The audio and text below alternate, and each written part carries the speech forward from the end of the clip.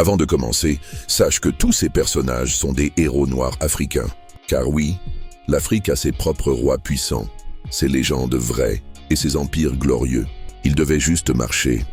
Il est devenu le roi d'un empire plus vaste que la France. Soundiata Keïta, l'enfant boiteux que tout le monde croyait perdu.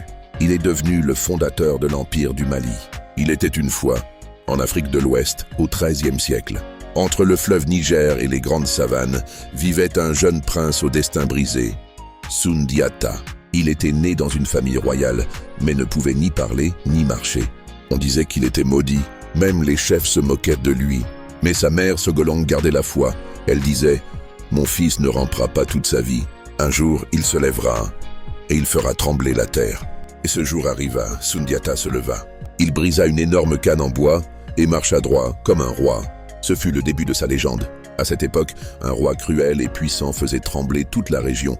Soumaoro Kanté, un roi sorcier, dit-on. Il pouvait apparaître dans les flammes, disparaître dans les ténèbres.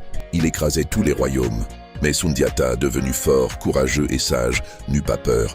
Il rassembla les peuples, bâtit une armée d'hommes libres et braves, et alla affronter Soumaoro à la bataille de Kirina en 1235. Il gagna, il devint Mansa, roi des rois.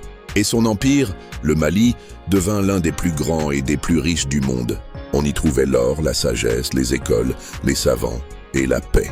Et tout cela, à partir d'un enfant qui ne pouvait même pas marcher. Souviens-toi, peu importe si tu tombes, si tu boites ou si tu arrives en dernier, ce qui compte, c'est de te relever, de croire en toi et de marcher comme un roi.